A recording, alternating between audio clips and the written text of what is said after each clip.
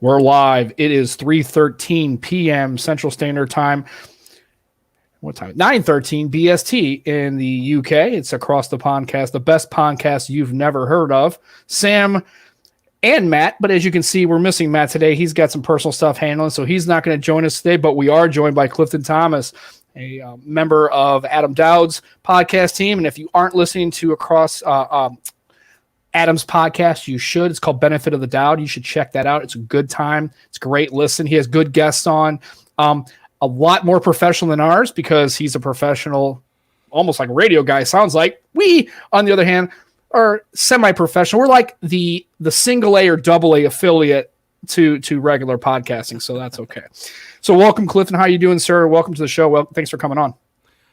I'm doing really well, man. It's nice to be doing something, at least for us in North America, for doing it in like midday. Usually I'm used to doing it at like 11 o'clock at night. Like, might have to like drive my poor wife out of our like office / second bedroom and right. So this is great. So yeah, like I said, it's one of those things where we get on board and we mostly because we did 3 o'clock because it seemed like the best time for Matt because he's obviously 6 hours ahead of us. So when we're getting on, it's 9 o'clock, and then as we progress through the show, then we get off and it's like 11 o'clock midnight when he. So we're trying to be, and we do adjust the show. We had Issa from Issa. She's in Manila, so we had to go to like noon last week because she's like +8 GMT and we're -6 GMT, so it's a big kind of a mess, all that kind of stuff. The next day she's recording. Yeah, exactly. Last time we did the show, I think it was just midnight at her time, so she was in the future. So it was pretty awesome. So, well, welcome to the show. Thanks for coming on. And so I wanted to get started by asking you, what current phone do you use, and are you an Android fan, an iPhone fan? For people who don't know, maybe what you use, because I know you were on a show. I think the last show I saw you was you and Adam, and I think a gentleman from GSM Arena, one of those Ricky Villacres. Yeah, and so I love GSM Arena too. Just a fantastic resource, and they do a really good job there. So that's when I saw like the show, how you engage. So like what is your current use of phones, and how do you see the current landscape? Well, right now I've got just in my room, I think I've got in the office here, I've got 2 or 3 phones just floating around. But like I guess my daily driver right now is dismiss the notification that I need a podcast with you guys. I have a Samsung Galaxy S20 Fan Edition. Cool. Unlocked. It's a nice near flagship, like mid-ranger. But yeah, so I'm definitely more of an Android guy. How Adam Dowd and I met was through WebOS, which rest in peace.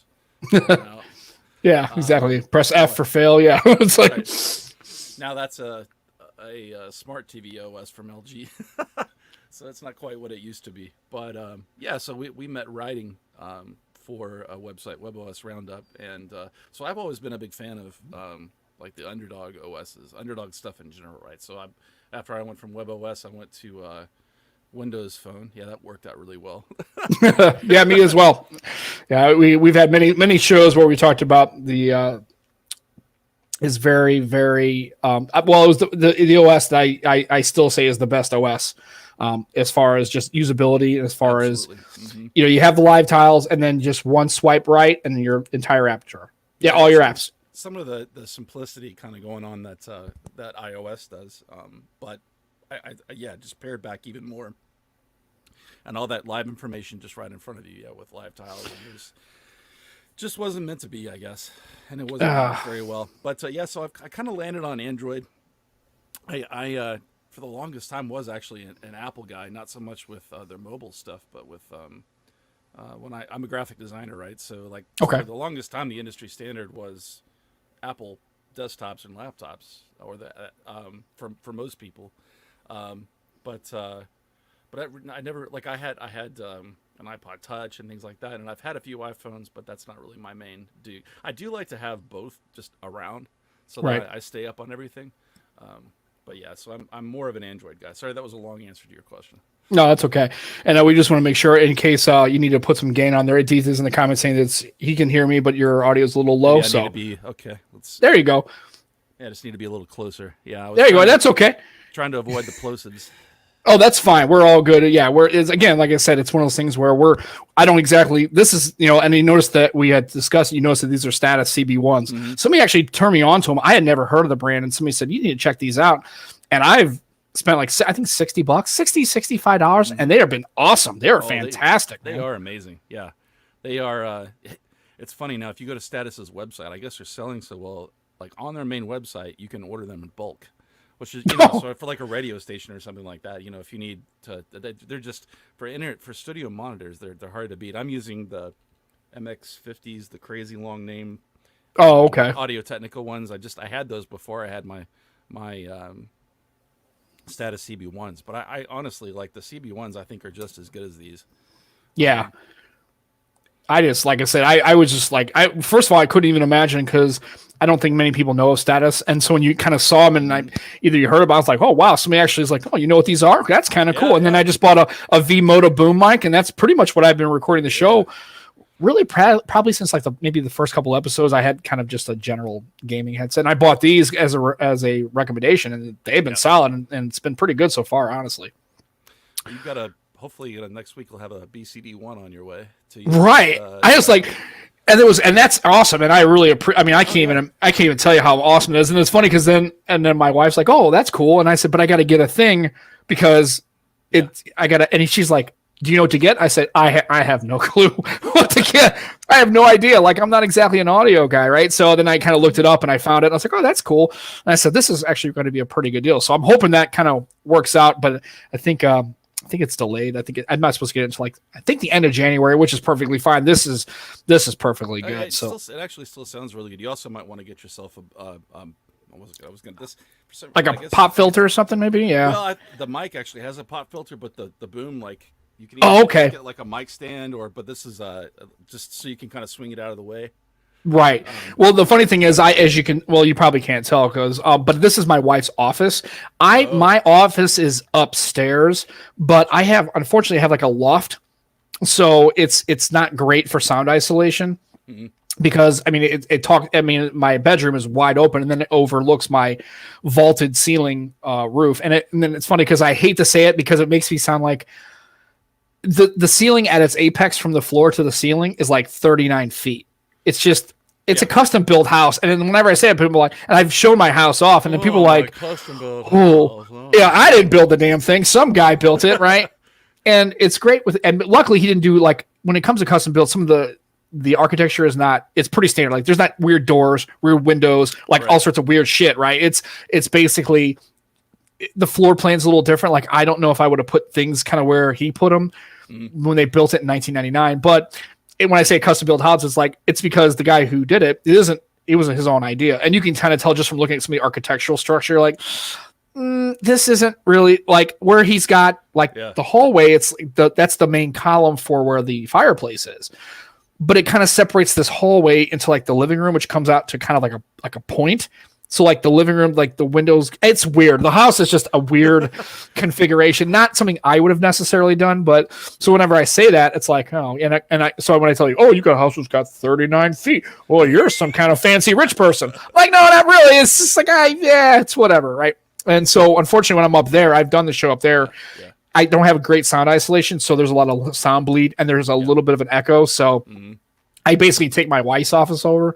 What I'm going to try to do is, I had my daughter move out, so I have the whole basement. And when I built a bedroom for this, actually I took the basement, I just basically built a wall and just, for her to have a bedroom downstairs. So technically can't be it can't be a bedroom because it doesn't have an egress window, so it's not counted as a bedroom, but it's a room for her. And that's cool because I got a wall and I can just soundproof it. And actually that's a place where I can maybe turn that into an office and all that kind of stuff. So that's what I'm going to try to do eventually. And then I can actually have then I can have all the YouTube lights.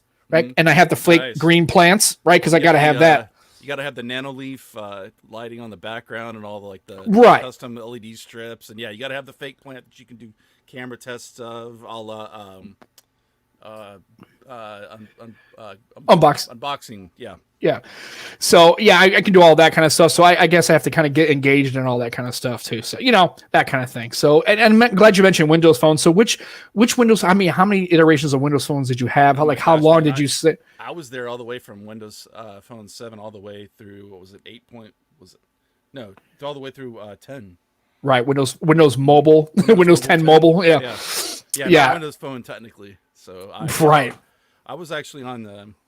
Now I sound like I'm not humble bragging, but yeah, I helped. They had a program through, I guess, their PR where they gave out the trying to remember I can't remember the names of the two that Microsoft actually put out that were running Windows 10 Mobile. The Lumia 950 and 950 XL. So yeah, I had the 950, and they gave me the dock that went with it, so I could use their equivalent of. Said it's been so long, but it basically Windows. It was like running full desktop Windows 10 through a USB-C cable, right? Really similar to what Samsung does right now. So yeah, I decided to buy a monitor, and I got to test all that. It was, I mean, as far as that was concerned, it was great in concept, not so much in implementation. It was still a really good phone, though. I liked, although I have to say I probably own 10 or 11 different Windows phones over the years, and I think my favorite was either the 920 when it came out. So I had the AT&T classic cyan Lumia 920 with the matte plastic. Oh, so nice. Right. Or the 1520, that like surfboard of a phone. I think sort of the heyday was like or the best of it all was Windows Phone 8.1. Right. I think so too. You still had developer support and support from like the major services for the most part. You know, so you still had like Netflix and things like that. And you saw the Metro UI, which I really kind of got into, right? So it had like, the live, it just was like it was more of a, it had the People Hub, right? It was a more cohesive experience. And and so my first was a Lumia 1020. I had picked that up. I wish I had a 1020. It was incredible. And then it was like, and then I went to having the 1520 and I had the lime green AT&T version. Nice. And so that was kind of cool and all that kind of stuff. So it was a good time. So yeah, I still say to this day that, I still have a 1520 upstairs, and I haven't told anybody in the chat because I did it I think Matt knows about it. They on Swappa, somebody was selling a Lumia 950 for like $50. I'm like, oh, I couldn't pass it up. I was like, I wanted to go, what the hell am I going to do with it? But I was like, you know what? So the hell with it. So it actually is going to come tomorrow, and I actually bought a replacement battery because I know they have a tendency, the batteries are kind of wonky on those. So I got my Lumia 950 coming, and I still have the 1520. I'm going to probably rock that as a daily for a while. I like to throw those in there as a once in a while. I'm trying to turn a phone on. Well, it's not. Well, that was a fast battery discharge. Maybe I left it on. So I have, if you watched the stream that we were talking about the other day, so this is a Dell Venue Pro from the original like Windows Phone 7 days with sorry, I bumped my mic there. I'm trying to slide this in here. The StreamYard, man, it really focuses in close with at least with the anyway, right. I'm gonna try. Let me try to see if I can. Let me try to back this. There we go. I'll try to back it out. There we go. So it's a vertical. Oh, it's got the slider. There you go. Weird form factor, right? Yeah. Snick. Yeah, I love that. Kind of reminds me of the Xiaomi Mi Mix 3 with that kind of slider, having that slider mechanism. Yeah, God, absolutely. That was a great phone to use. That was the only Xiaomi I ever had, ironically. But that's cool. I love that. And just a Dell. It's like, Dell. It's like you had a nice physical keyboard. You're like, it was so good. Well, and I tell you that, but here's the problem with, I was going to talk about the idea of holding on to phones, right? Like as like the nostalgia factor, like you getting the 950. It's like the reality of it is not quite as nice as because you have the batteries that can fail on you and bubble up, and then this whole deal with this has the rubber on the ends, although it's not really rubber, it's that adhesive frubber. Faux rubber, right? Frubber. Yeah, and it starts degrading and turns back to like its base components, and right? So it's almost like I have not touched this. I haven't used this in years, and I just happened to take it out the other day when I was recording with Adam of Benefit of the Doubt, and it just had a bunch of dust and stuff sticking to it. I'm like, what is going on with this? And I cleaned it off, and it still had like this tackiness going on. So I thought like. It gets sticky. A couple of years, it's just going to be coming off of my hands with like a black goo. It's going to be horrible. Yeah, and Greg says like it just it gets tacky and sticky, and it's just like, and then it just anything's going to adhere to it: dust, dirt, rocks, grime, pocket lint. And it's so depressing because I wanted to hold on to this phone, and there's not. I mean, it's not like you can go to on Amazon or something and buy end caps for it. Like, it's Right. I don't think they made them back then, much less years later. It's like 3 people had this phone. Exactly. So what's cool about the 950 was this, which again, it's one of those things like the 3.5 mil jack that we've kind of gotten away from. It's also the same thing too with it had a removable battery and a removable back. Right. So if you did have an issue with the battery failing and you're getting some bulge and you're having some battery, you can just rip the fucker out. Or like Flossie Carter used to tell you, the fastest charge is just replacing the battery, right? You don't need I don't give a shit how fast your fast charge is. You take out the dead one, you throw in your good one, because you can put that in like a case, right? You put it in you have like a laptop bag or a backpack. You're out there, your phone's down to 10%. You say, fuck it, just turn the phone off, flip it over, and then throw the battery in, and you're good to go. You got another battery ready to rock and roll. Yeah, I miss those days. I really do. It was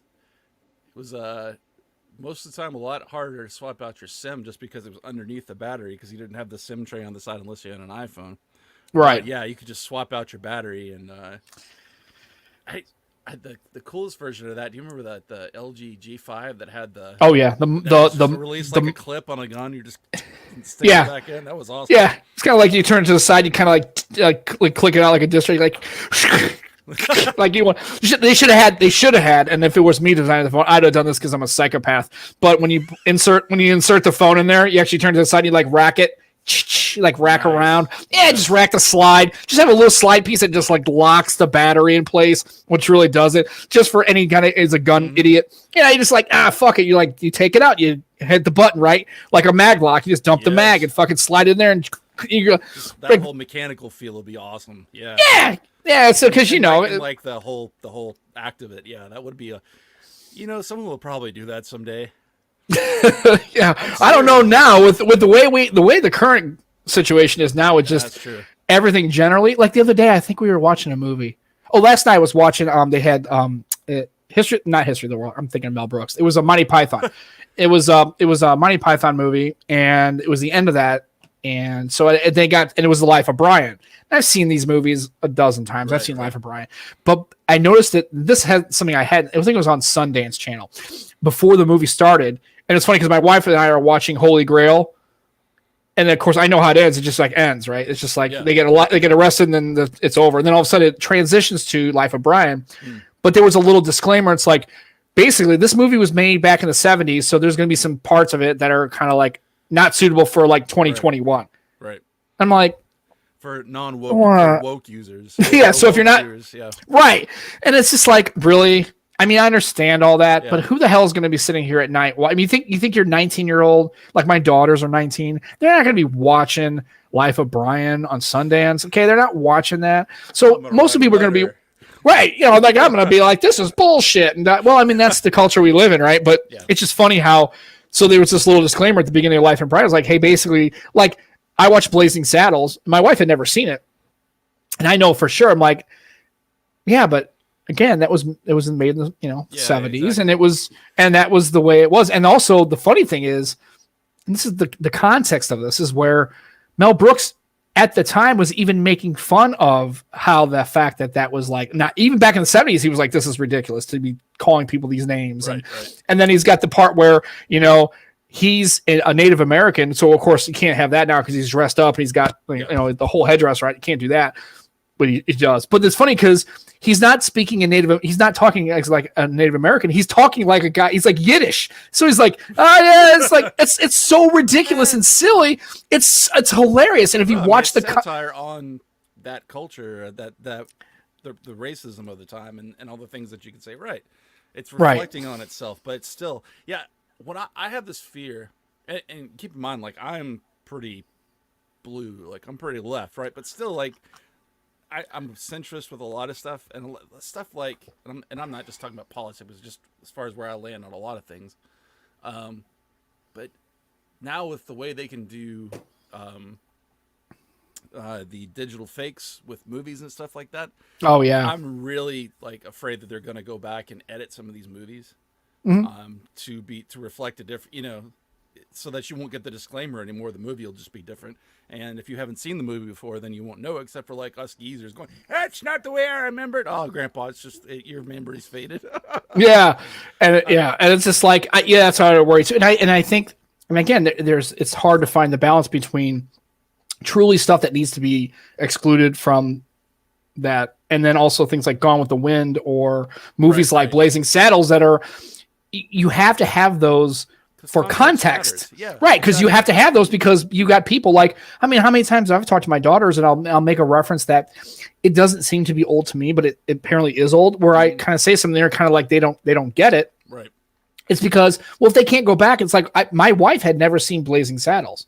And then she never really watched All in the Family as a kid. It's like, can you imagine All in the Family being on TV now? It would last 12 seconds. Right, exactly. 12 seconds. And then the first episode, and I'd be like, holy shit, did you hear Archie Bunker? Blah, blah, blah. And, it's like, it's like a show back in the day that kind of revealed that stuff. Yeah, exactly. And it hasn't even been that long. I mean, it was early 80s ago, but yeah. Mm-hmm.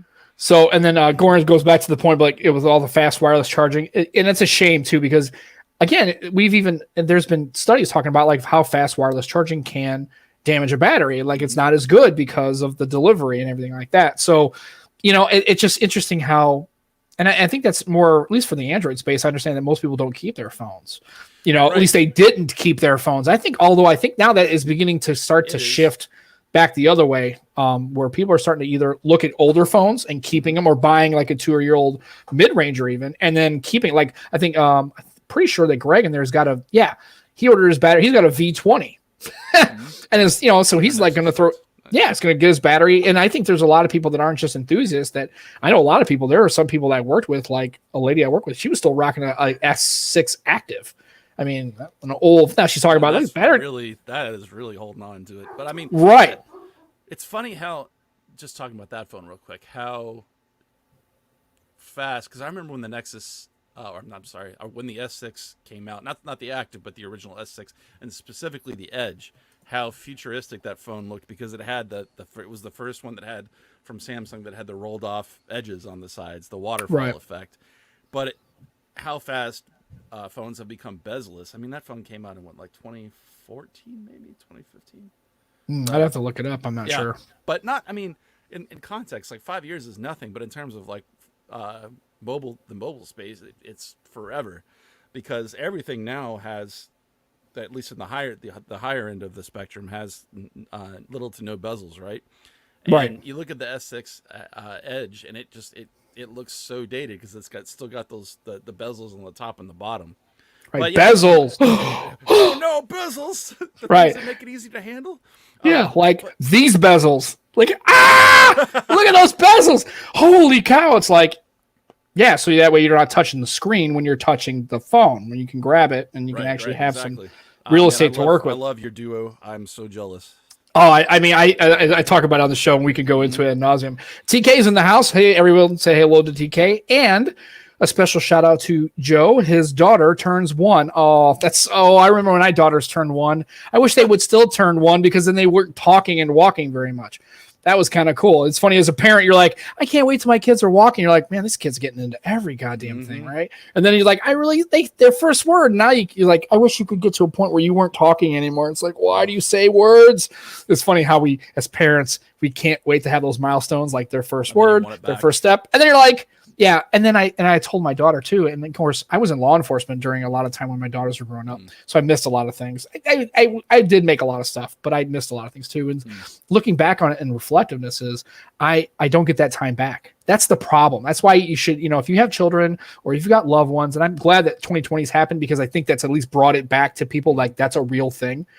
Not only for the fact that we've lost hundreds of thousands of people to a pandemic, but also we've spent more time and we're now more prescient thinking about those moments that matter. Like, you can't miss those. Like, my mom passed away in August, right? And then after a long illness, which was fine. I was kind of expecting that as far as, her passing. It wasn't sudden, but what I wouldn't give for just one more phone call, right? It's just like, just 5 minutes. And usually my mom used to bitch and moan at me. Like literally the last voicemail she left that day she passed away was like, hey, are you coming by to make sure you're dropping off the sodas and my ices? And you just let me know. You don't have to call me back, but I need to know. Cause I'm like, oh mom, God, it's like, I got it. Yeah, I'll be there. I already told you, like, I'll be there. Right. And it's funny how that's the last voicemail I have from my mother. And so how those things, we just have to kind of understand. So happy birthday to the little one. Happy first birthday. And that's cool. So I do you have, I was going to ask, I don't mean to pry, but do you have children, like your family status? Yeah. So, my wife and I have been married, I guess 14 years now. We tried for 9 to have kids, and we ended up just doing in vitro. So I have one daughter. That is our kind of our miracle baby, right? She turned 4 in August. Yeah, so I have one, and as horrible as the pandemic has been, this kind of the only benefit, if you want to call it that, of being able to be at home with her has been really nice, because I've been able to be so much more involved. Because I for most of her life, or in fact all of her life, until I started working from home in the last 6 months, was doing I had 2 hours of commuting every day. So I was away a lot. I'd get home and she'd be almost ready to go to bed. And I hated that. Yeah.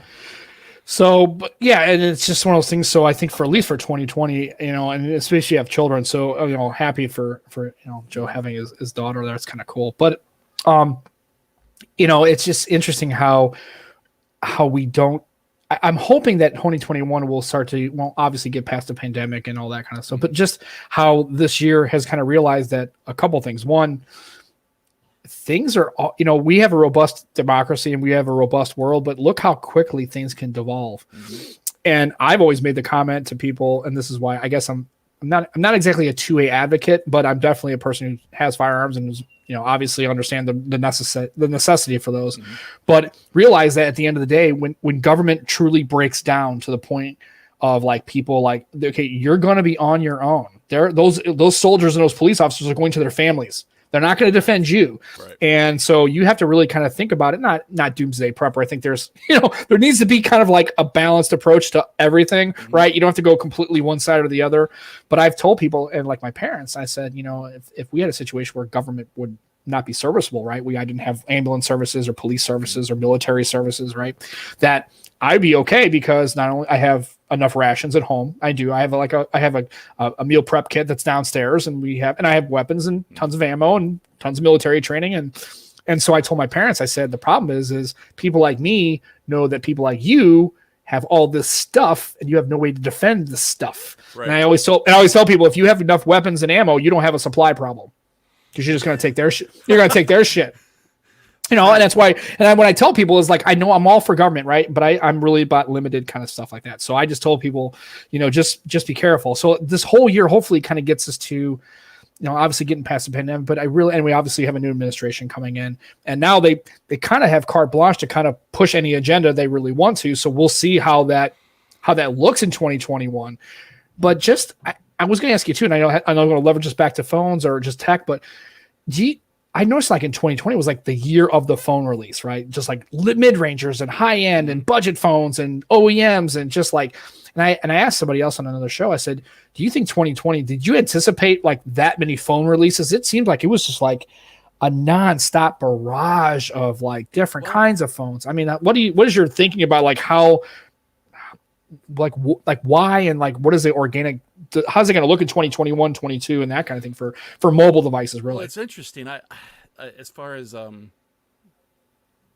how 2020, I think, and it may not just be 2020, right? But we were talking about how, as far as the trend, people do seem to be holding onto their phones longer, and I think there's some pushback against the sky high price of some of the really high end phones, like the iPhone 12 Max.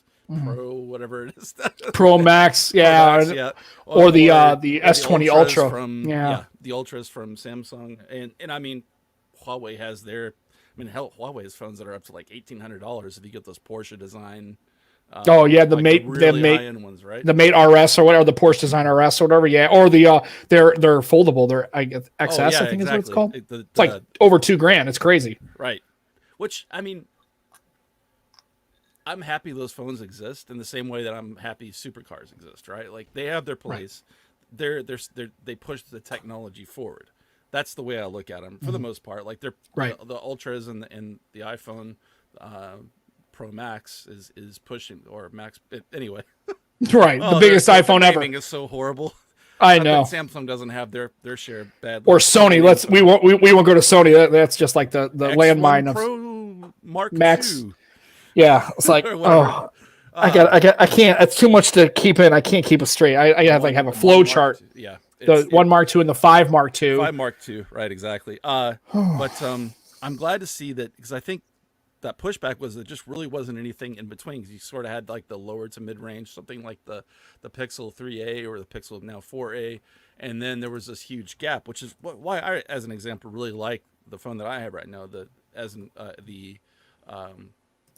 Galaxy S20 Fan Edition, because Right. I could still have the 120 hertz screen. I can still have the high end Qualcomm processor. It's got less RAM, but I get 90% of the experience of the higher end S series for 20% less, and that to me is sort of like the tip top of that scale. It's I think what we're going to see a lot more of are in 2021, because of the success of some of these devices in 2020, is manufacturers starting to fill in that gap, because sales of like the S20 series have fallen off. I think because in part people are keeping their phones longer, and in part because they're just expensive as hell. I mean, even on contract, you're still paying $40+ a month. So yeah, I think you're going to see a lot more, maybe not necessarily more phone releases, but more in that like $300 to $600 category. And you see Google released basically 3 phones in that category, with the 4A, the 4A XL, no 4A No. 5G, The 4A 5G, the 4A. I Yeah. think they had the 5, but I think the 5 was even that. and then there's was and then the 5 as well, right? which like what 600 ish, 699, 650. I think, so. Yes. It's right on the edge there. But with the Pixel was the regular Pixel was getting it up into like the $900 range, to $1,000 range. So they're really focusing on, and they did not have a lot of sales success. So I think they're adjusting to the market pretty quickly, and I think that's smart for them, because honestly, I think for most people, something like the iPhone 12 or the Fan Edition that I have, or any of the Pixel ranges, more than enough fun for most people, and really should last you 2 to 3 years. Oh yeah, for sure. Yeah, and it is going back to what you're talking about, though. Yeah, I wonder how many people that are buying like the secondhand phones that are from the era of fast, rapid charging are going to have like hugely diminished or just battery capacity because of that, and you can't replace the phone without a heat gun and a lot of worry. Right, or you can just send it over to a repair shop, which is practically unheard of, right? And then exactly.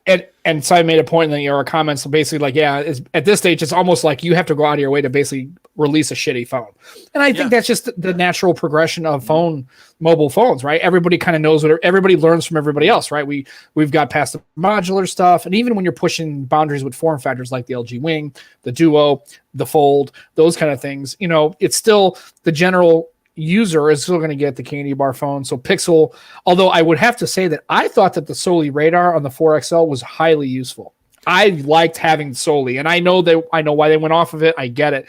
But I do think luckily they went to a rear fingerprint scanner, which thank God they went to a capacitive instead of trying to come up with some cockamamie stuff. But I had a 4XL and I really liked using the Soli radar. I thought it was really good. I like just being able to the swiping, the gesture. For changing tracks and things like that. That was really nice.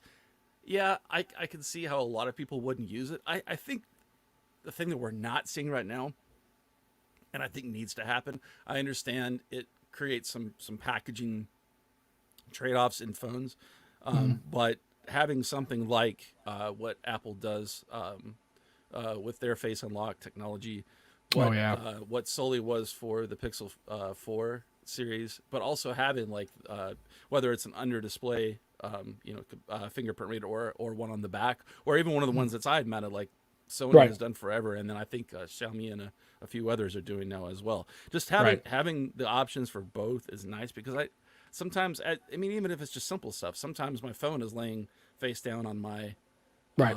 in my desk, and I don't want to flip it over because I'm just listening on Bluetooth headphones. But I'd like to, plus you have that muscle. Back when you had a phone that had the fingerprint reader on the back, you've got that muscle memory of just taking your finger and take it out, and it's already open, right? So it'd be nice to have both. Yeah.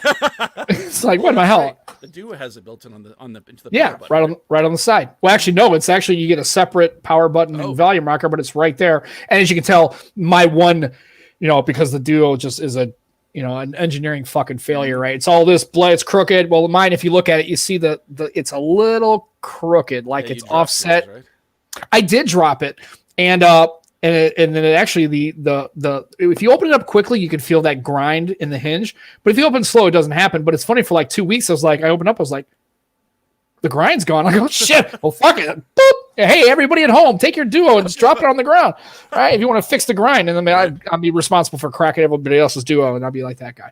And then Greg paid off. He just paid off his Pixel, $1,200.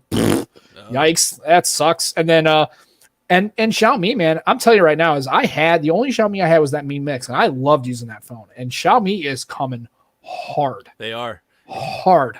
They are. I see that. What's funny is I was really into Xiaomi like way before most people had even heard of the company, and I have a lot of their lifestyle products because in China they're way more than just a smartphone brand. Like they're everything. They have like window treatments and smart speakers and audio shit, and they're like, it's just crazy. I have luggage from them. This is the Xiaomi Mi Band. Nice.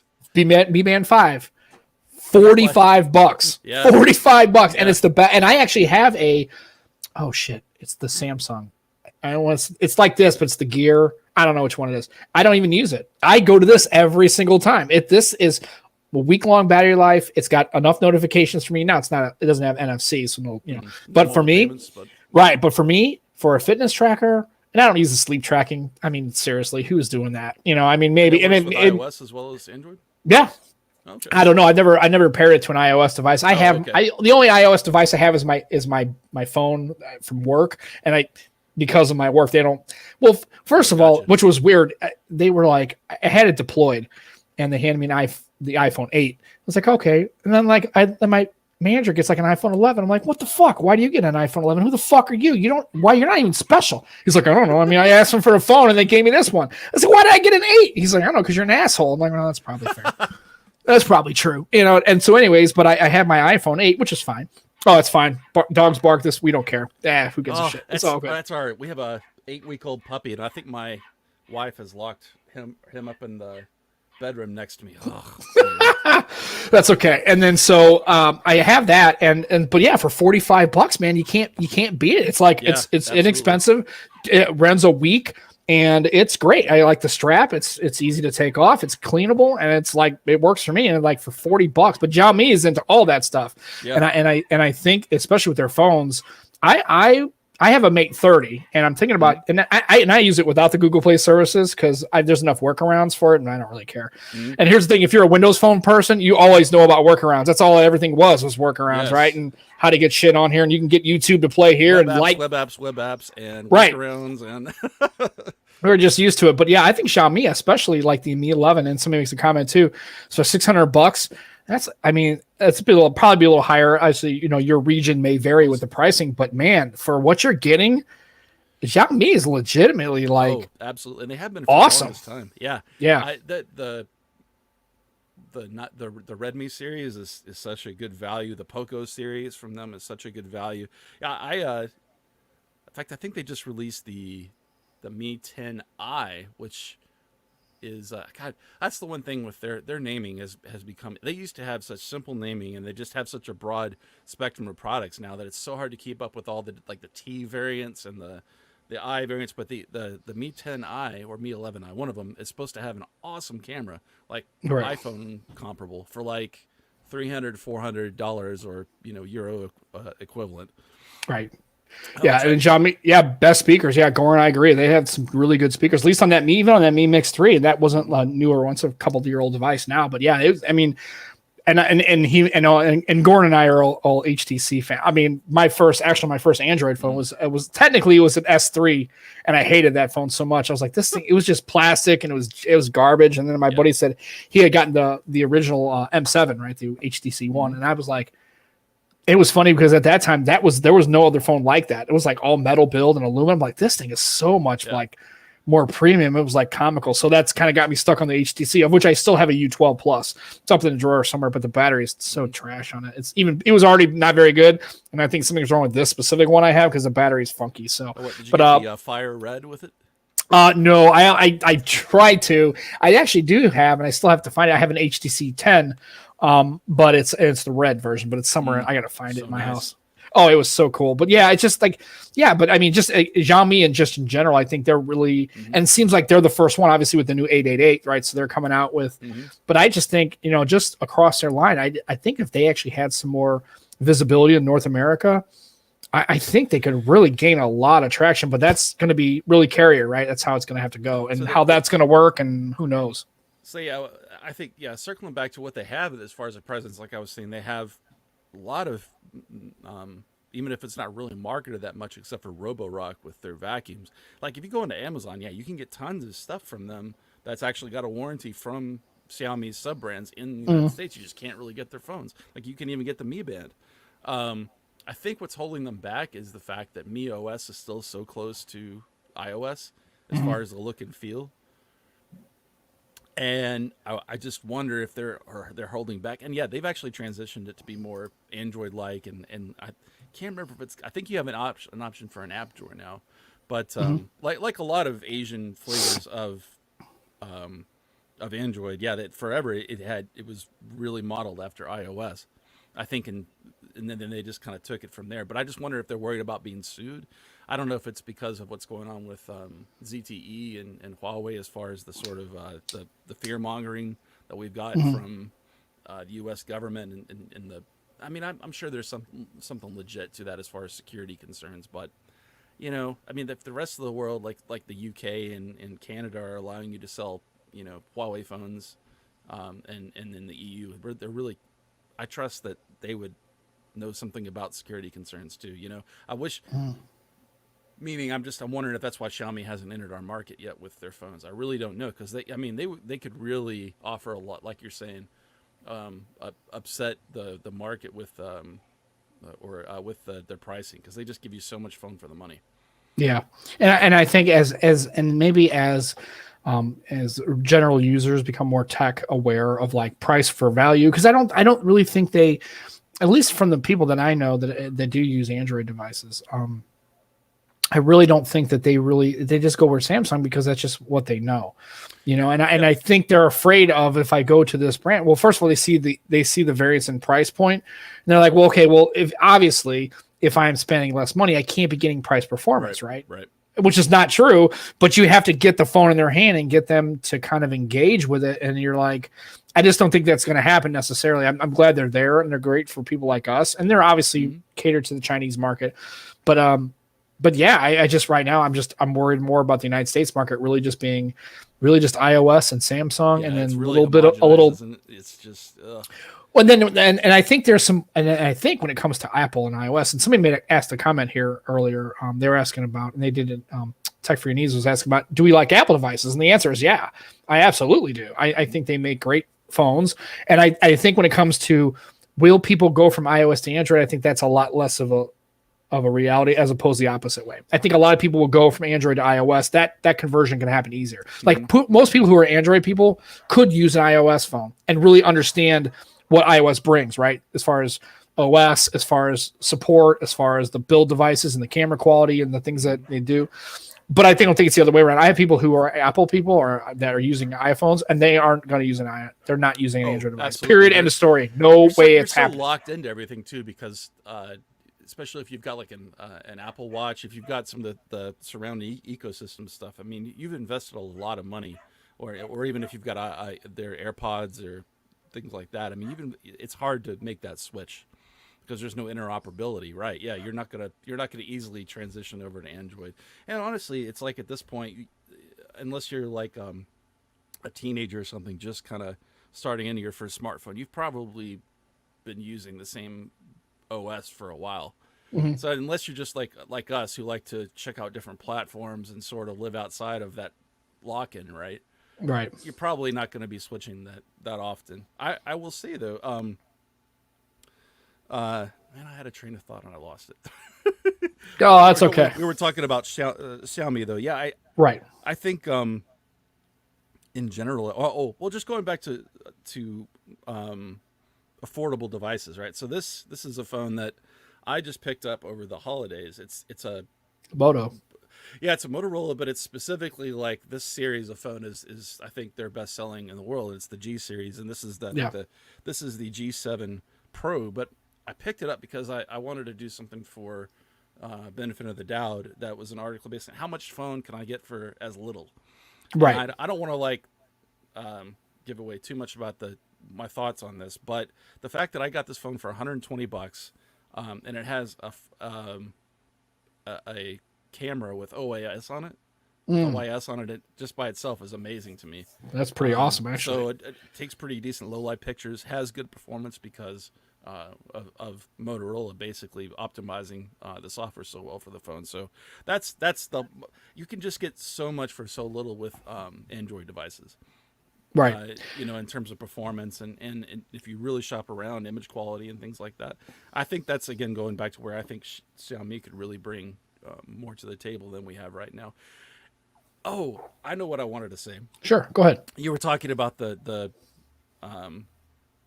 sort of it's basically Samsung and Apple and not much else as far as customer awareness.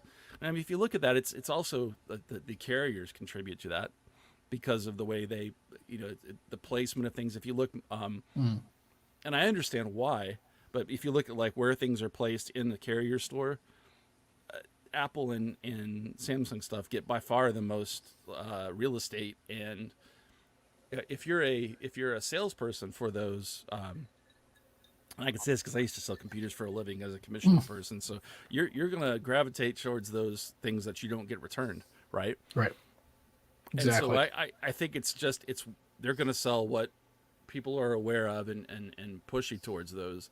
And so a lot of devices like a Duo, of course, that's an expensive phone, but stuff that's a little more on the fringes. Even things like LG's devices just don't get the same lip service from for your average person just going into a carrier store and buying a phone. Yeah. So most people aren't going out and reading The Verge or tech blogs or doing the research. Or they're on GSM Arena going, well, I need to know what the specs are, right? Then GSM what? What the hell is that? It's like, man, it's what that's band nothing. support does this Xiaomi Mi 11 Pro have?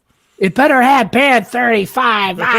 It's like, I just don't. I think that's just way in the weeds for a lot of posts. And but I do think that there has been a fundamental shift that with iOS or Apple, they finally, because at first I never thought they were going to come into the lower price tiers. Like I thought they would offer like maybe a one-off. Now they're clearly trying to get into the Mini, the SE, the iPhone XR. They're trying to get into where you don't have to spend a truckload of cash to get into iOS and stay in iOS, because I think they've realized that, okay, yeah, we got to get people in and we want to get them to stay in, but now they have something that's more competitive, and now they have some pushback. We'll say, well, yeah, you don't have to get an iPhone 12 Pro Max. You can get the iPhone 12, and my wife just upgraded the 12 Pro.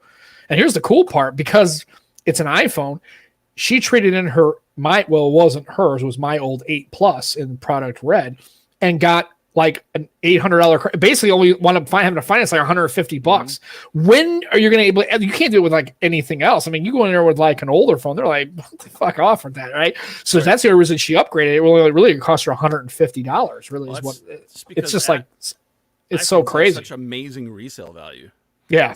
That they know that they can resell that phone, even if they take a loss on it up front, they'll still get quite a bit for that phone in like the secondhand market, or if they go to like those are probably actually bought by like a second party company that's buying them in bulk and reselling them, but they're still getting more for their money than they will for an phone. But you also got to think, this is the thing that I keep forgetting, and it's one of those things that pops into my mind, and then and I'm sure most people watching this podcast are very like Western centric as far as their thought process, right? Right. In that we're thinking about, oh, it's nice to have some mid-range phones as like an alternative, but the fastest growing markets for smartphone manufacturers are places in like Southeast Asia, like India, and then in Africa. So if you want to grow your brand, you really have to move into those. And and for Apple, it's probably not going to be more than like mid-tier pricing with what they have now, down to like probably the SE is probably about as low as they're going to go, just to be competitive. And I mean, because Apple really doesn't care about how many units they sell as much as the margins that they have. But I think they see now that there's some room in those, where they can compete and still have, because I mean the SE is using the chassis and all, and the tooling and everything was paid for like Right. 5 years ago. So all they have to do is just throw in processors that they develop. Right. I mean, It's kind of it's like an in-house game, right? exactly. So they can afford to do that. And then that's the other thing too, is I think because of the fact that you have emerging markets like Southeast Asia, India, China, those kind of things, South America, the Brazilian markets, Africa, developing markets in Africa, Northern and Southern Africa. But you have to understand too, that Apple has no footprint there and will not. Not at $900. There's no way. Right. There's just no way. Nobody's going to buy. And remember, other markets they don't want to buy a 3-year-old phone or 2-year-old phone, no matter how much software supports into it. So really, inside of the United States, that's where Apple really lives. They live in North America, and that's all they live in. I don't even think they're really, I mean, I think they can be sold in China, but they really aren't. And the Chinese government really is not going to, they're going to throw a bunch of roadblocks and, checkpoints and shit like that in there, because that's just what it is. But like I said, I mean, if you're in India and you're looking at an iPhone, even a 10R at $650 when it was brand, there's no way. It's like when you go in here and you've got Redmi and you've got, even Honor devices that are still available, and you got all these other devices, Xiaomi's especially.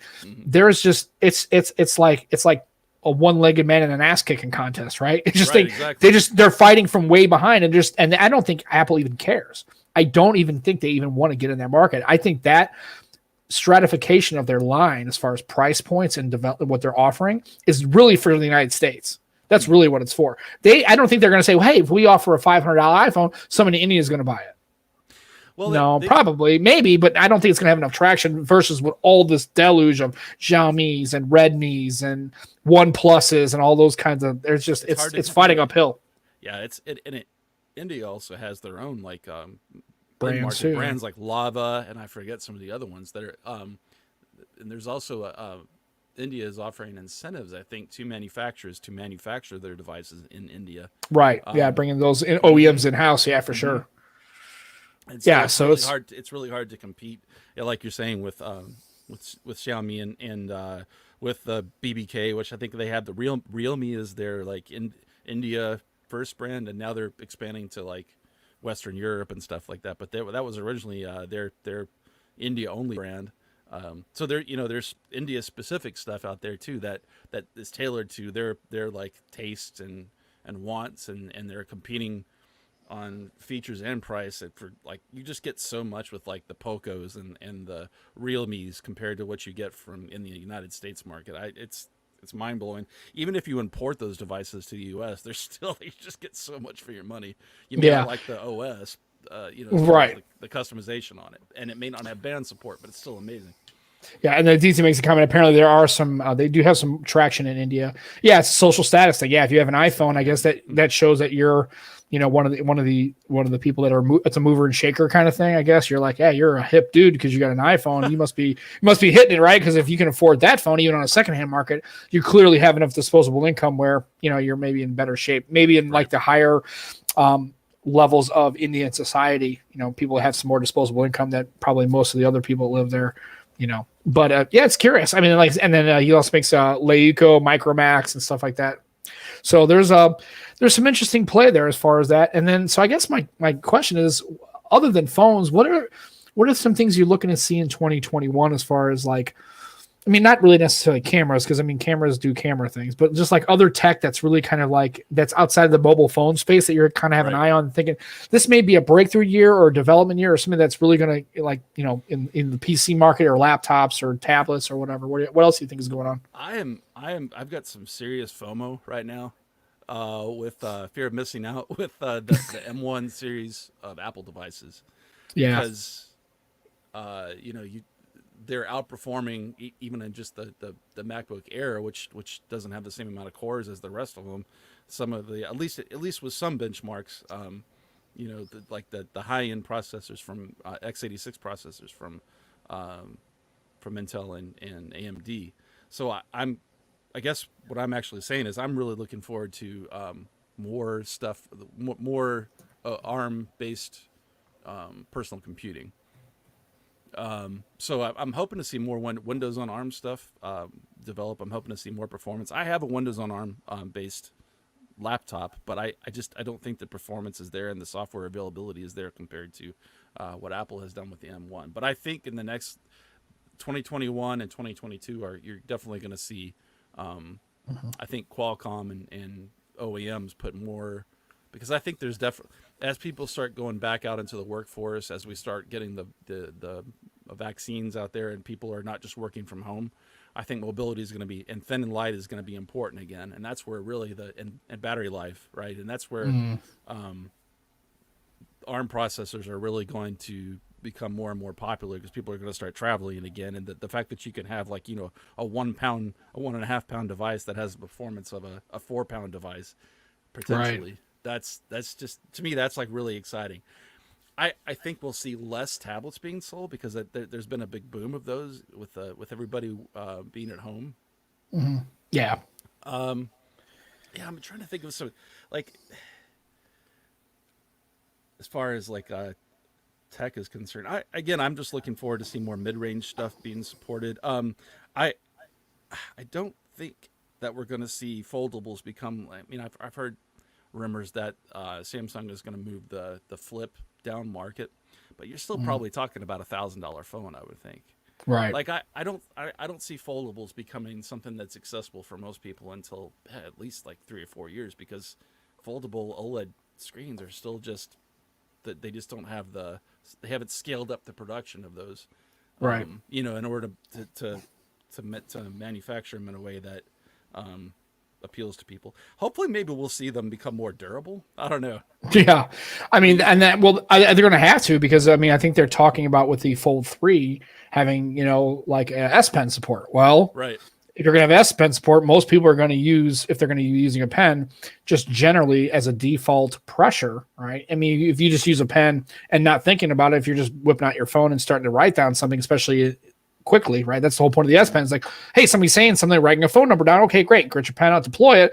Well, if you write that and not thinking about it, if you on the current tablet, you're going to push right through the plastic, right? So you have to have the durability, but where does that line happen? Like, okay, how durable? Right. And then you should get into a point where you've got like basically a phone screen that's damaged. So that's why I don't really understand the point of having a stylus on a Fold 3. Because if you get to the point where the phone has enough rigidity to be durable enough to allow style support, well, how's it going to fold? Okay, well, where's that marker? Like, where is it too rigid but not rigid enough? Like, do you know where that line is? Who knows? And here's the thing: if you're going to sell it home for $1,500 or $2,000, you better not be fucking guessing at it. Like, well, we think it's going to be okay, and then you get out to the market, all of a sudden, people are putting their fucking pen through it, or they go to fold it, and because it has a little bit more rigidity, it actually snaps the display.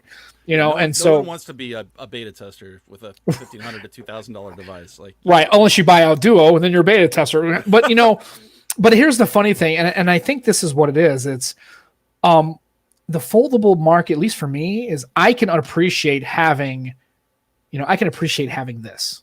Right? I can appreciate having the ability to span it. I have the ability to appreciate doing this. I like using 2 screens, but also there's some compromises. I always have to use 2 screens. The camera's not very good, but I will tell you this much. I get more questions about this phone than anything I've ever had in my life. I get more people going, okay, so that's like it's 2 screens. Let's say, it's a foldable. And they think it's a Z Fold because that's all they've seen. More now. And I say, no, it's a Microsoft. It's like a Surface. Like the Surface computers. They're like, oh, okay, it's made by Microsoft. They make phones. I go, yeah, they made phones. They used to make phones. They still do. And I think it's for what it offers. I keep putting my SIM in my Mate, and I'll use it for a day, and then I come back to this. I once you have a dual screen to vote, when I have the ability to just move things around and I can split them and I can move things around, I can play YouTube on one and I have 2 dedicated screens. It's just going back to a single display device is hard for me. I mean, I don't really do productivity work. I'm not like here crushing spreadsheets, right? At work, right. I do, right? I'm not using that, but I mean, and you know, it works fine. Yeah, I wish it was a little thicker, and I hope they have a Duo 2 that's thicker, right? And they refine this thing. But the problem was, I think it just got, as always, it's not perfect, right? It doesn't hit the benchmarks, right? It doesn't have the kick-ass camera. It doesn't have the greatest battery life. It doesn't have all this stuff. And I think the problem is the people who are making comments about the device aren't the ones driving this phone every day. They're not using it for 3 and 4 months like I have been since September, right? And it's just, there's something for everyone. And I think here and I wish instead of going to the M1, which I agree with you, I think that's really going to be, you know, the Apple and having a Mac. I'd love to try a Mac. That'd be kind of cool. I've never even used one before. I've used one, but I've never owned a Mac in my life. I'd like to try them just to see like, what's all the hubbub about, right? Like everybody says that this is so superior in all these ways, right? Well, let's see how can I use it as an effective, like, you know, productivity and content consumption creation tool. Can that be done? I'm sure it can. Is there a learning curve even for a tech guy like me? Because I'm like, this thing doesn't have the things and it doesn't do this thing. And I like my PC, so piss off. I'll just go back to using my PC. I actually like to see, and there was another, I think it was Travis MCP took that LG G8 and put it into a dock and like rocked it. Like that's where I really think the computing needs to be. I really think that a device like the Xiaomi, yeah, exactly. Something like that where you can just plug it in, and if you went on a vacation and you had a TV in your room, which almost everybody does now, you don't even need to bring your laptop or your tablet or your M1, right? You can just bring this, plug it up to a display, and get all the basic computing power that you can get. I mean, you know, if you got to move stuff to your OneDrive, like if you're on vacation, you take a bunch of pictures while you're sitting there in your hotel room, take that. Just Chromebooking it, everything's living in the cloud, and you're just pulling it down, right? Exactly. Yeah, I think it can do. I think that could be. I really think that still is the leverage point. I really think that that's where devices at some point. Now, when that engages, who knows? Maybe 5 years from now. But I think that's where I'd like to see it. I've been playing the closet futurist for years now, like 10 years, saying that, like, yeah, I really do feel like, you know, smartphones are, or one, you'll have like the one device unless you need to do like heavy computing. Because, you know, you may still have your desktop for doing like video editing or something, although that's becoming something you can even do on your smartphone. The thing that I would really love to see just become like a thing is, yeah, it's the one thing you carry around in your pocket. You can wirelessly connect it to a display and a mouse and a keyboard. That's just like a dumb terminal that you have sitting on your desk, right? And then you can walk around your house, and it's got like that continuous client thing going on, right? So yeah, you picked up where you left off, it just picks up there. Oh, that to me is the dream.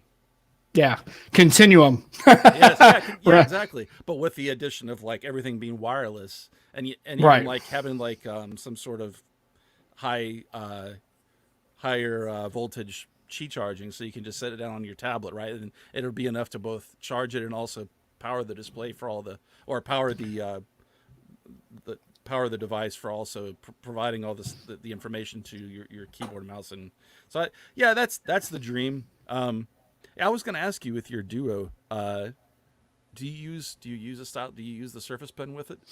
I have. I didn't buy the Surface Pen or the Surface Slim. I just take my wife's Surface Pen and use it. I do occasionally.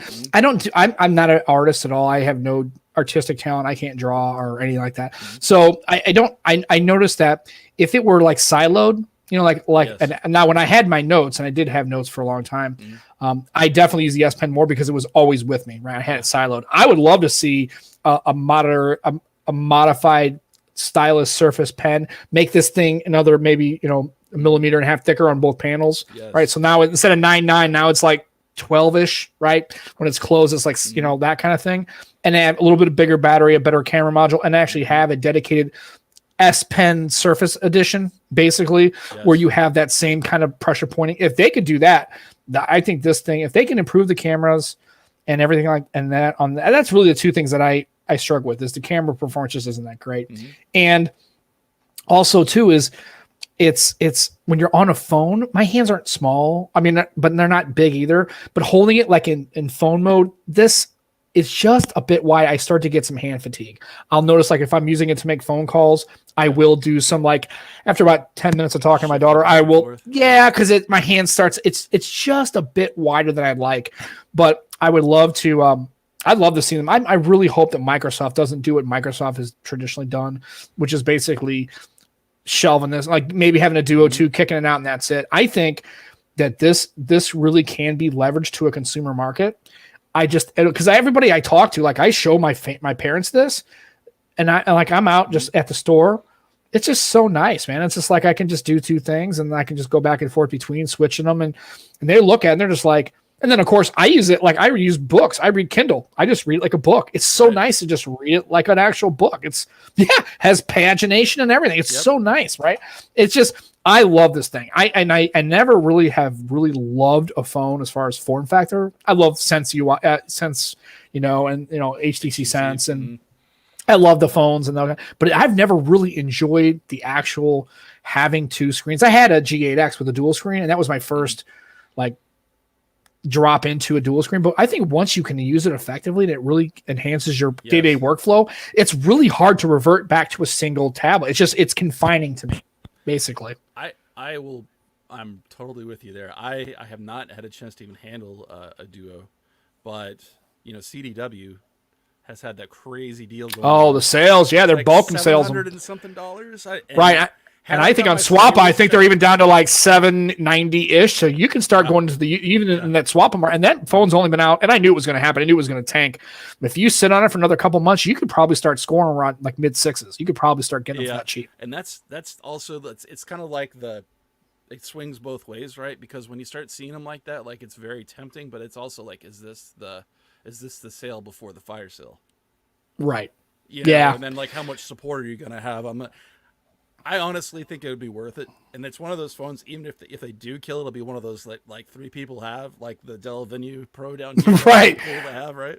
Yeah, I saw that. I was like, oh, it has the Windows logo. It makes me so happy, right? It just makes my heart sing a little bit knowing that, like, and so yeah, I agree with you.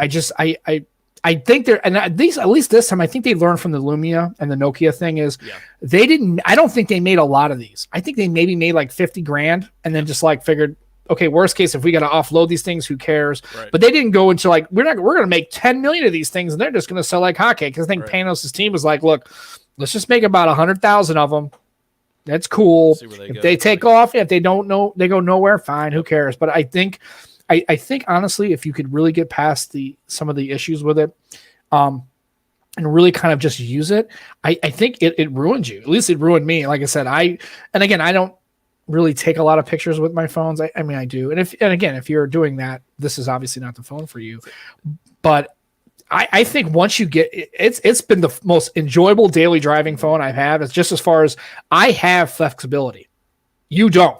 You're stuck. If you have an iPhone, or if you have another thing, you don't have dual screen because nobody's using dual screen technology. Nobody's taking their split screen. Nobody's using that shit. I don't care. I've never seen anybody deploy it on an Android ever. Like split screen, right, on your 9.68 inch LG. No, you're not doing that. You might do it maybe once in a while, but that's not your daily workflow. It isn't. It might seem. Here's the thing too: is like, you and I are in a comfortable position because we can. Let's just say you really need it just for that day to have a better camera. You can pop your SIM out and throw it in another phone, and that's why I think the Duo for me would be something I can definitely rock, despite the fact that the camera isn't that great, because the benefits outweigh that. Because I can, if I need to, throw my SIM in another phone. I think for a lot of people, just having it as your only device might be too much of a compromise, despite all the things that you benefit from the dual screen. And that's why, but I don't think that they expected it to be a huge seller. I mean, it's definitely a limited appeal device. And I agree with you. I think after what they had the write down that they had to do with the original Surface and Surface XT, is that what it was? Yeah, the original Surface that was just panned by everybody. Yeah, Oh, and like I said, look at the first Surface as opposed to the current Surface line. Absolutely, yeah. It's not even close. I mean, it's going to take time, and it's just like I think that people don't have enough patience. And the problem is, I don't expect you to have to basically bankroll like Microsoft's thing, right? If it doesn't work for you, don't buy it. But at the end of the day, it's like, don't you want to have? Yes. I'd love to see if they can take 5 iterations of this and really stick to this as a Surface line and really see where this goes. I think this, especially if you can do that computing leverage, right? You can leverage this. This is the only thing you need. You just take your little foldable laptop keyboard thing, right? You don't even bring your laptop with you. If I went on a trip, I would not take my laptop. Like my Omen, I would not go with me. It just wouldn't. I would just bring this. I would bring a little deployable keyboard. I would have a little my little mini mouse. My wife loves because it doesn't make clicks. She hates. This is the best mouse I bought. $20 is Logitech. It doesn't make any clicks. It's a silent mouse. She's like, that's the greatest goddamn thing you bought all year. She goes, that's tech I can get behind. The shit out of me with it. Oh, she drives me. She'd be up there and I'd be playing games in my office. She'd be sleeping. She goes, I swear to God, if you hit that fucking mouse one more time, I'm gonna open the door. I'm gonna throw it into the neighbor's yard, which there's no neighbors. It's just the open field. But that's because I live out in the middle of nowhere. But anyway, yeah, I mean, just this little Logitech mouse, a little deployable keyboard, and this. Just put this thing in tent mode or compose mode and just rock out. I've done that. I've sat here and actually just plopped it up. I just typed. I've used it as a typewriter. I've done it like this, where I watch YouTube videos. I just put it. I sit in bed and I put it on my chest and just watch a YouTube video. And just it's so nice because I don't have to hold the thing. And it's just awesome. It's really, for me, it works great. Even though it's they still have some work to do, I still feel like the software is much better thought out. And I don't have the actual whole. This is for the Velvet, but the LG's take on that. I feel like this was a great hardware solution without the software side being really developed enough to really support it. You said you had the G8X, so you probably know what I'm talking about. Like, they got the whole thing where you can launch, you got the pairings of apps so you can launch it, but it's not the same as like the Duo seems to be. It's just not as full-fledged out of an idea. I was going to ask you too I feel like I'm interviewing you now here, but have you seen some software improvements and stability improvements since it was launched with the Duo updates? So yes and no. And so I've actually, the last couple of launcher versions they have for Microsoft Launcher, I've seen some regression as far as some stability, or well, not regression in the sense of I've seen a lot more software glitches manifest. Like I had one where, and I don't know what happened, and I think I figured it out because I watched this other gentleman named Scary If Literal. He's a guy he really does a lot of good content about the Duo specifically. But I had a problem where the screen when I closed it wouldn't turn the screen off. It was staying on. I was like, what the fuck? And I tried everything, rebooting it. Nothing. I had to just factory reset the phone. And he said that it had something to do with your phone. There's a glitch, I think, where when it's connected to your phone, it may not know it's still not the display back on this. Right. And so I was having this issue. Well, all of a sudden, and I did use your phone, but I was like, all of a sudden, I just noticed when I closed it, I didn't hear the little click, like the power off. And I noticed I can see through the seam. I went, damn, this thing's not turning off. Yeah, it's not even turning off. It's totally on. And then also, too, you've got some issues, too, with like when you go to turn it, at some point, both screens are still on. So then you're still touching both sides. So there's some jank in here, and there's still some software. I mean, and we also missed this. We missed the software update. We were supposed to have one in December, but I think the reason why they didn't deploy it was buggy. So instead of like trying to get that bug squashed and then deploy it late, they just said, fuck it, we'll just go to January. So I'm still waiting on the January. Yeah.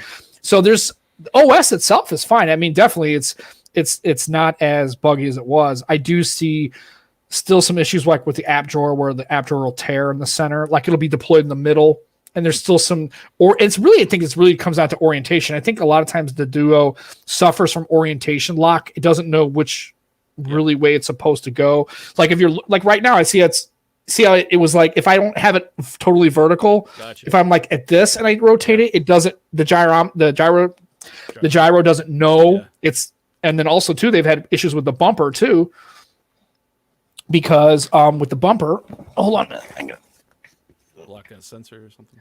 Yeah, and then the bumper, what happens is it doesn't remember the bumper, see how there's a gap, so it's not totally touching. And so I think there's those magnets in the back where it knows that it's touching. It doesn't know it's all the way engaged. Like, it doesn't know it's all the way folded. So that you'll get so I think when you take, because when I taken the bumper off, because I did have the bumper off for a couple of weeks, because I got the graphite one, I noticed I saw that a lot less. That failure in the software didn't manifest nearly as bad when the bumper was off, because I can actually touch it totally. There's still some gap there. Right. So there's these little things I think that it's a first. No, actually, I would even call it Gen. I would even call it Gen 0. Really, I would even call it Gen 1. I would call it an alpha device. Really, that there's still things that when they get out to the real world, it's like anything else, right? It gets out to the real world, it starts really using it. Then people start finding use cases that don't work, or where it fails in said use cases. You can only test it so much, and they've been working on it for 6 years. And I guess, and to me, honestly, it's cool to use my 1520 and have this and have both of them. And I'll be getting my 950. They'll both have a Microsoft logo on it. And I'm not even going to lie to you, I definitely am a Microsoft fan. Oh, me too. But I'm not a shill. I mean, and when they fail and when they make things and when they do things I don't like, I go, wow, that's really not, I liked using Groove Music. I really wish the Band 2 still was a thing, because I loved using that. I would still, I mean, that band was awesome. What was it before it was Groove Music? It was when it was what launched with the with their music players, and then they carried it over to Windows Phone, and they. I know what you're gonna say, and I'm like drawing a blank on it. God Almighty, shame on me for. I'm a Microsoft fan, and I don't even know what the hell. Zune, Zune Music. Oh, yeah, and the Zune Music subscription. It was awesome. Yeah, and then, that's another thing too, folks. If you're using WhatsApp, stop using WhatsApp, because they're going to start sharing their data with Facebook. Matt and I did use WhatsApp to communicate, but I went to Telegram and or Signal. If I've known about Signal for a while, because it's nice, end-to-end encrypted kind of thing. Signal's nice too. So if you're using WhatsApp, I mean, I deleted my Facebook account a couple of months ago, and it's been the most cathartic thing I've ever done. I'm actually looking to get rid of the Instagram as well. I don't engage on that very often, but I just, Telegram's been great. And also, there's also still a Windows Phone client for Telegram. Really? An actual app still works. Actually, Netflix still works. Audible still works. The only apps I can't get to work are obviously no social media. It's like Snapchat, which my daughter really doesn't use that anymore. Well, my daughter's an idiot. I love her to death, but she'll use all sorts of shit. Like, I'll get an SMS, or I'll get a message on TikTok, or I'll get Snapchat. I'm like, all over the place. It's so fragmented. I'm like, honey, just like pick one and go. Like, I don't know where to go looking for you. It's like, I sent you this message. I go, where? On Snapchat? Really? So I go back to Snapchat and I open it up and I go, great. I have Snapchat and TikTok and those kind of things really because of them. You know what it is? Because my wife and my daughters will send me like this TikTok video. And it's a link, right? And so when you click on the link in the SMS, right, it brings you to TikTok. And so I take it to a browser too. But yeah, it is. My wife, like literally, if I went to my phone right now and looked at our shared in Google Messages, the SMS from her, it's like literally 90% TikTok links. Stop. Right. It. Right. Not and they think, and it's funny because they think it's funny. Mm-hmm. I'm like, this is it's not funny, like at all. This is not funny. Like it's like, it's not. honey, I know funny, and this ain't it, right? It's like, I know what's funny, all right? And it's just like, oh Jesus! But it's funny because my daughter's old. I can tell you right now is Mel Brooks would be lost in this world because he's way too cerebrally. I mean, right. Mel Brooks is funny. I always tell the story about History of the World, the scene with Oedipus, right? And the blind guy. Go watch that scene where he's calling him as Oedipus, and he's like, "Hey, motherfucker!" It's like, do you get the double pun there? Nobody gets the double pun. Oh.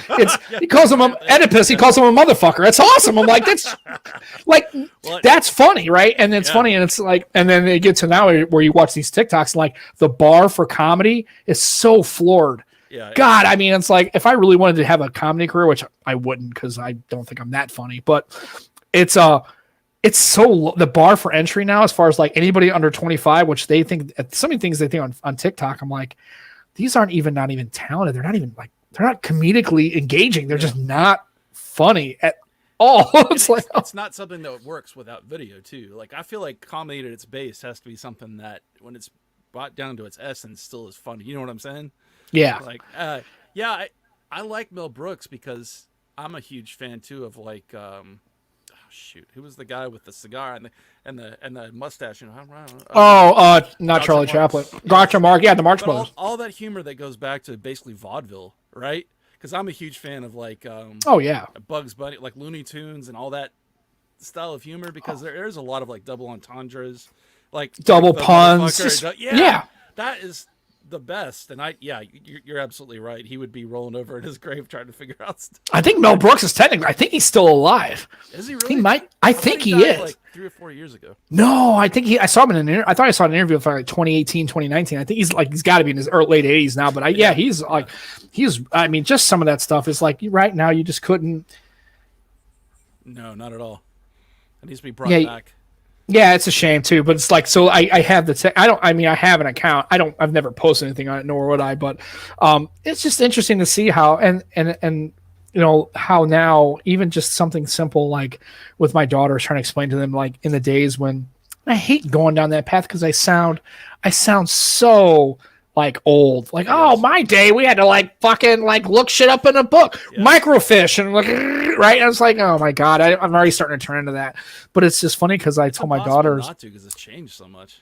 Oh, it's nuts. And I try to explain to people. I said, you know, I think part of our problem is the acceleration curve on technology and engagement of technology is higher. I said, do you realize that 130 years ago we weren't flying a plane? Right, exactly. 8,000 years before that, right? There's 8,000 years of recorded human history, and we've only been flying in the last 130.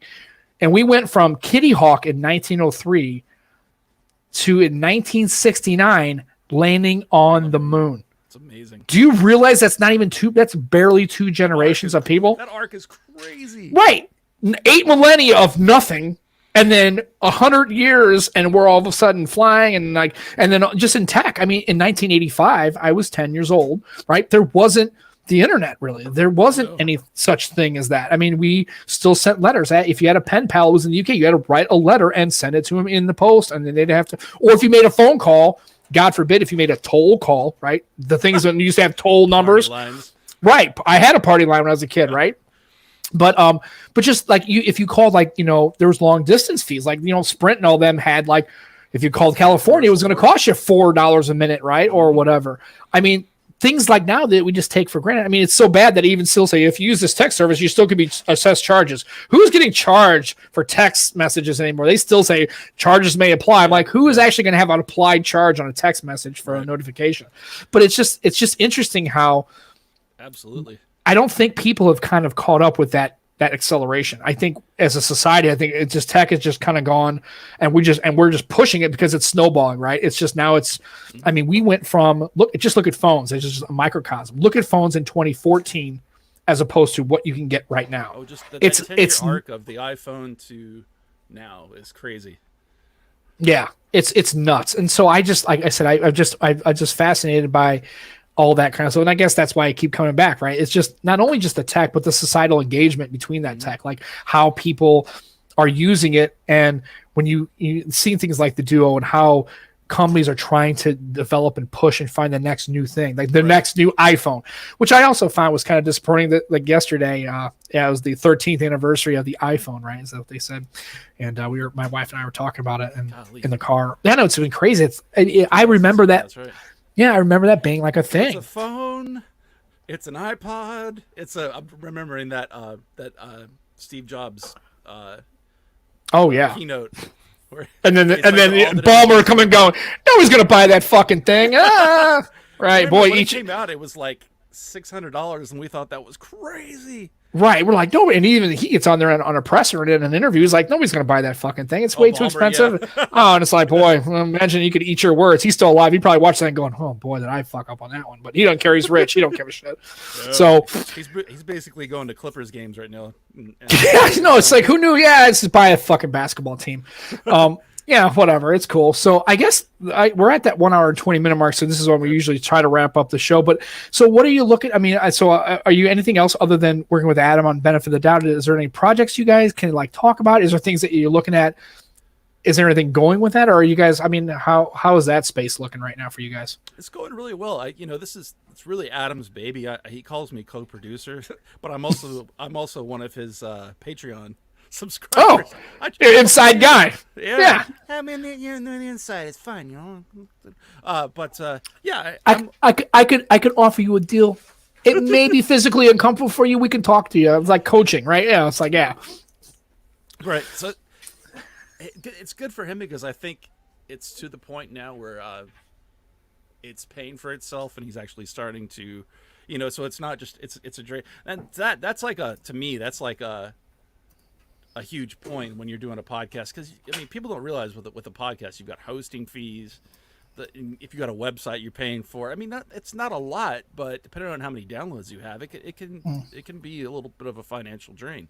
So when it starts paying for itself and you've got your subscriber base is going up, that's a really good mark for him, and I'm happy for him, and I'm glad that I get to contribute to it. I like it for me because I was the creator of our previous podcast as far as bringing it together, and I was doing most of the editing for a lot of it, and so this way I get to just kind of contribute when I want to. I'm able to get some review devices and but I don't have the stress of having to worry about it all, just being like right. the secondary guy. That part is really nice. It's kind of like what you were saying when we were talking off air about not having to be like in 100. You're just kind of there, but you're not having to make it your daily grind. Almost like you're like a poser. You're like a poser. But you are. It's like, yeah, it's like I'm really like, I'd be nice if this took off and I became like, internet famous, right? And all that kind of shit. And I was right. But I'm like, it's just not my leverage point. I'm just, like I said, I like doing this. And if it only gets 100 subscribers, cool. If I never make $1 or if I only make $10 off of it, that's okay. Because I do it for love of the game, right? I don't care about it. Like, and also there's people in this chat here who some have contributed and actually are subscribed, and all that, which I think is fantastic. And I never ask anybody to do that because, especially, money is hard earned and it's easily parted with when you're getting involved in all these kind of things, right? And so anybody who decides to spend any money on me is definitely appreciated, and even just engagement. Absolutely. I don't even care about that as far as these people in the chat, and I love most of them, except for we get some bots every once in a while. We haven't had those in a while, but everybody in the chat is just so engaged, and they're like, and even though I've never met any of them personally, I talked to someone, but just they feel like a family. It feels like a little mini community, and I love it. It's just like these people are just awesome, and I love it, and that's why I love having you, and I loved having Adam on because, again, I was telling everybody I want to run the show like if I ran into Cliff in a shop. Right. And I recognize, I'm like, oh man, you're the guy on Adam Dowd's podcast, man. Oh, that's kind of cool. And is Adam really that kind of a guy? Or do you guys really like sit there and have debates about like what you're going to do? And like, and I can't imagine is like, do you guys always agree? Or do you have parts where you miss a line? Like Adam wants to go here and you're like, I really don't think that's where we want to go. I have an idea. And Adam's like, yeah, I'm not really feeling that as much. More conservative than me when it comes to ideas. Yeah. As far as like, he's like, let's take that, but dial it back about 20 to 50%. Right. Exactly. Especially since he's the one paying the bills. Right. And that's good. Like I said, I actually reached out to Adam when we first were starting the show, because I was like, he definitely has a lot more skill set, and he definitely has some more experience with like the formatting. He was talking about, we were going long, like 2-hour podcasts. He's like, well, that's hard to listen to and maybe make it up smaller. And I've noticed that we've kind of still strayed into that 2-hour thing because I enjoy it so much. And I tell people, here's the thing, Adam, I don't think anybody's really going to listen to this bullshit, right? And if they listen for more than half an hour, that's cool. And if they listen for 20 minutes and get what they want and they move on, that's cool too. It's cool. I don't really care. But Matt and I were talking about like what we want to do with that. We haven't really decided if we want to go back to the long form or keep these hour and 20-minute ones. Because really, at the end of the day, it's supposed to be an audio podcast. But here's the thing: if Adam had one that was an hour and 25 minutes, I'd listen to the whole damn thing. I wouldn't have a problem with that. And I realized it would be hard to be consumable as much as like maybe 45 minutes, but I would listen to it. To me, it's almost like listening to like an audible book, right? You can sit there and at not times now I listen to the shows that I listen because here's the thing. If that's the case, then why would Joe Rogan exist? Right. Exactly. His shows are 3 fucking hours. They're like marathons. And I've listened to them all the time. And I'm like, clearly it's not the time frame, because who the hell is going to listen to a podcast that's 3 hours long? But because the content is engaging, the guests you have on, or people want to say that he shouldn't have Alex Jones on. I think I love Helen Alex Jones. That guy's like insane. This is, if you're looking at it just from if Joe Rogan's a comedian, okay, at the end of the day he's a comedian.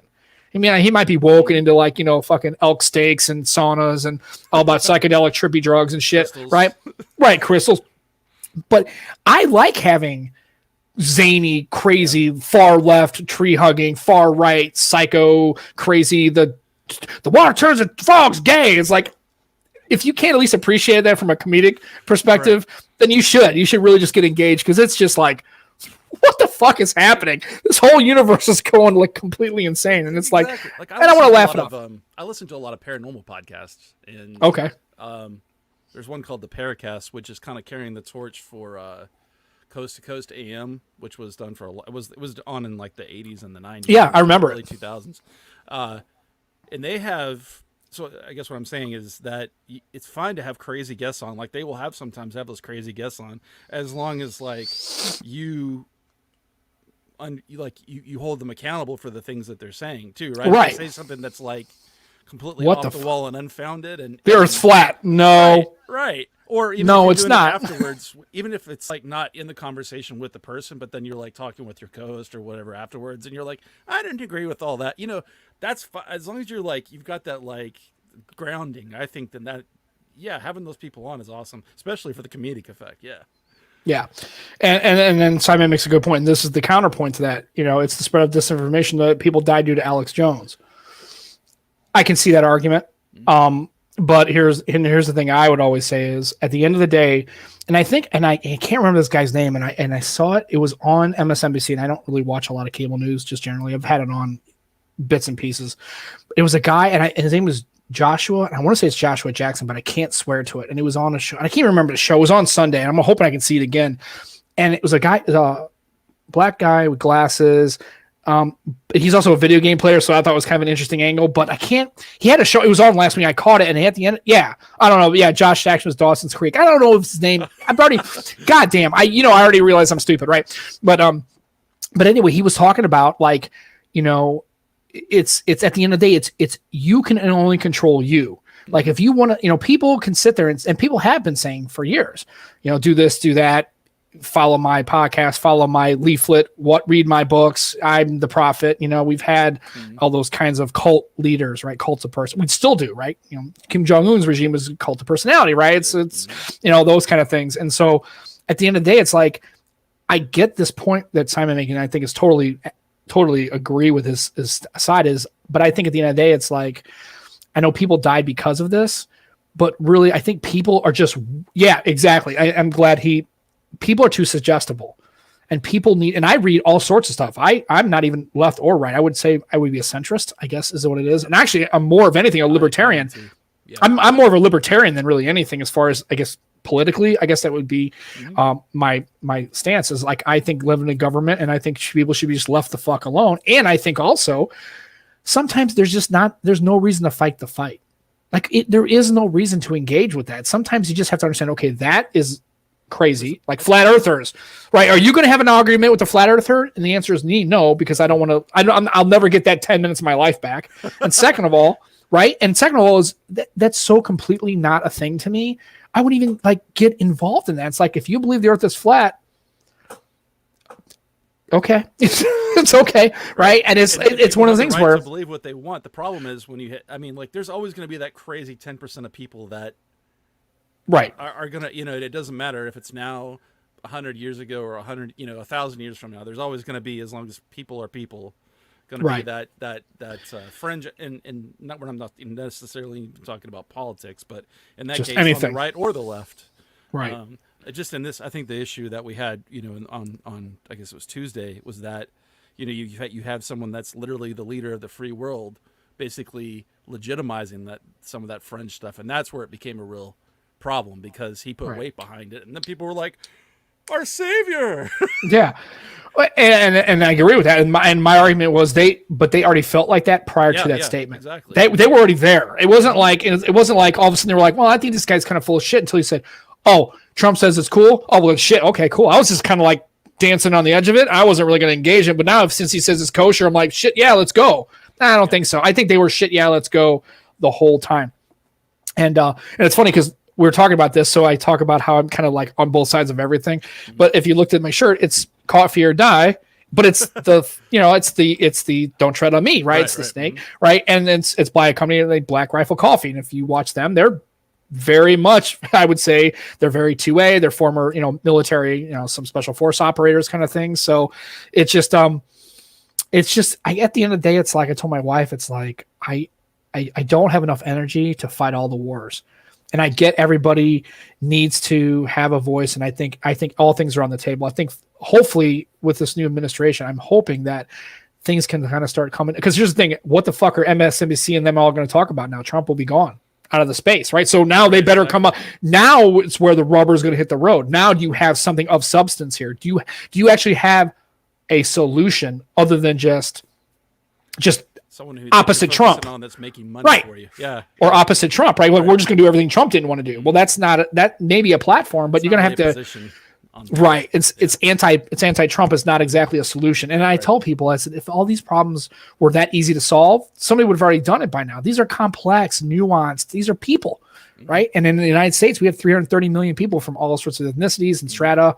It's crazy, man. And the fact that it's going to be interesting to see. So I'm curious how that's going to spill into tech, right? FCC changes and will Huawei become off the entity list and all these other kind of things that are going to. Hopefully we'll see a push towards net neutrality again. All the things that I can see, that's going to be, I think, the biggest push for people on both sides of the aisle, because there are arguments to make. Again, for both sides of the aisle, as far as why that's an important thing. I don't know about the stuff with the national security with Huawei and stuff like that. If you were talking about you would think, and I'm not trying to get into politics too much, but for people that are for open markets and freedom, that you would want Huawei and ZTE and people to have access to our market, but then there's that protectionist side, we want things made. Yeah, it's all very complex. There's no I tend to live in the gray, and like you're saying, I see both sides of it, and sometimes I have to make a stand and form a hard opinion on things. But I tend to just, I see where people are coming from, even if I don't necessarily agree with them. Right. And I think there has to be, and I think the main point of the gentleman that was on MSNBC, and I gotta lock this guy in, because he made a comment last Sunday was just fantastic. He's basically that eventually the people are, if you're looking to, you need to engage people and do more listening than talking. Do less trying to convince them of your platform or position and listening to where they're coming from, especially if they're people of color, right? Or if they've been marginalized, or if they're women. Engage them, talk to them, hear where they're coming from.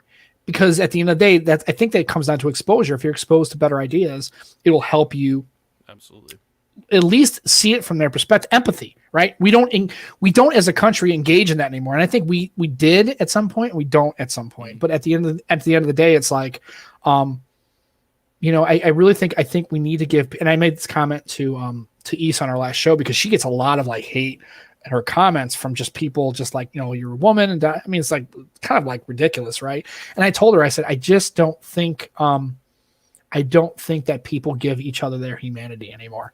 It's easy to just marginalize people as just on Twitter and be outraged over something that, because they can throw shade at somebody and they're not physically engaging in them. But it's hard when you're sitting here talking to somebody.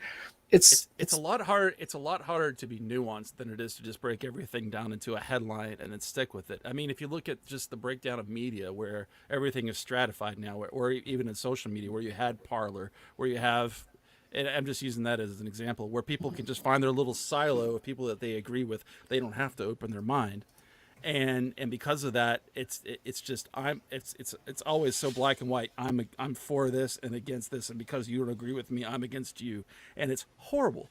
And we need to have that, whether it's the Fox Newses and the MSNBCs and the stuff that's, I forget some of the more fringe stuff that's out there that's more just online streaming or stuff that you have to subscribe to. But yeah, it makes things easier for people, but then they don't have to think about anything because they're just in the same room with the people who agree with them. And, right. And that empathy just goes away. Right. And so I was going to ask too, speaking of changing subject, that's how our show goes, right? It's it's completely random. Hard segues. Do you use skins on your phones? Yes. Because I don't use cases most of the time. Okay. And when have you always done that, or is that something that recently came up? How did that happen? I like the ability to customize things. And me too. Yeah. So if you do like to customize and you want something other than just the not for mention, who the hell they are, you should try Extreme Skins. Check them out. They're in the UK. It's a great group of folks. They are awesome. They make a lot of great quality skins for a lot less than the other competitors. Great customer service. I got a problem with them one time. I ordered the wrong skin. I emailed real quick. They canceled the order. No big deal. It's all good. And if you do follow their Twitter feed, you should, because man, they clap back on people. It's pretty good. They sent me a PS4 skin, and I kind of screwed up the PS4 port. Like on the 4, I didn't know what I was doing. I didn't read the instructions. I just kind of went with it, right? And so the 4, it's a little messed up. They saw it. They go, "This looks great, but you fucked up the 4." I was like, "Wow!" They blew me up, man. They were awesome. And I agree with the detail. We can't swear to this, and I don't know if this is 100% true. So, this is maybe it's the fake news. It might be the fake news, but Elon Musk endorses Extreme Skins. So if he does, then obviously, he's the guy. It's good enough for Elon. It's good enough for you. Right. And then also they make it Extreme Skins. Maybe they can get it for Teslas. Maybe they can skin an entire Tesla with an Extreme Skin. That would be kind of cool too. So if you're in your black and white car, or you don't want your stainless steel, and that's all you can get it into stainless steel. There you go. Oh, but no, you know what? You should. What was the only other stainless steel car? Do you remember? It was the DeLorean. There you go. Good man. He's paying attention. So actually, I've seen one on the road and one at a shop one time. And actually, there's a place, I believe it's in Chicago, that sells like refurbished ones where you can actually buy DeLoreans. I told my wife, she's like, "Oh no." I was like, DMC, baby, DeLorean. Corporation. I would love to get a DeLorean, man. That would be awesome. And she said no. Yeah, she has veto power. I mean, they're kind of expensive. We have a rule about spending more than $500, right? So I think that's way past the threshold. So and there's no overriding. There's no 2/3 of the House overriding a veto. If she says it's no, it's not only no, it's hell no. Yeah, it's no, you ain't getting it. So, but yeah, check them out. Extreme Skins. Go check out their website, extremeskins.co.uk. Give them a chance.